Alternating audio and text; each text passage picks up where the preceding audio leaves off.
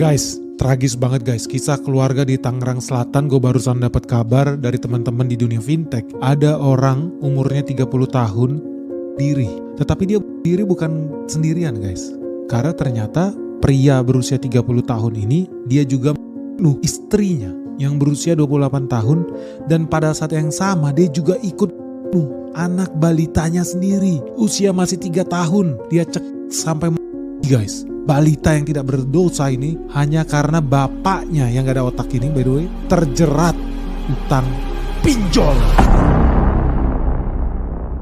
Dan ini gue kesel banget guys. Kenapa selalu dibiarkan dan makin kesini lu udah tahu ya, negara makin susah, rakyat hidup makin susah. Dan gue udah bilang ya, orang yang ngutang ke bank makin banyak, orang yang makan tabungan paling banyak. Dan kalau gak punya tabungan dia kemana? Dia ke pegadaian, dia pergi ke pinjol buat dapetin duit demi bertahan hidup. Atau yang lebih ngeri, karena dia terjebak judi online. Ya ini kisah tragis yang ternyata gue kaget, gue juga jadi korbannya juga. Kok bisa? Karena ternyata ada perusahaan, jadi vendornya kita udah lama bertahun-tahun, mendadak gue ditelepon sama karyawannya. Dan dia bilang, Pak Benny saya mau konsultasi keuangan. Oh ya oke lah, karena gue kenal sama bos lu, gue terima. Apa yang lu mau bilang? Ya Pak Benny saya punya hutang. Oh gue kira tadi dia mau ngecek harga saham apa yang naik. Ternyata dia nanya sama gue soal hutang. Oh gue udah tahu nih kayaknya ujungnya nih. Konsultasi keuangan, cuma di pintu gerbang. Masuk ke tengah, saya terjerat hutang. Hutang apa? Saya punya hutang Pak. Berapa? 16 juta Pak. Di mana? Akhirnya sebut nama merek pinjol A sama B. Oke, 16 juta. Tapi gue udah tahu karena udah pengalaman gue yang kesekian kalinya. Kalau orang hutang pinjol itu kayak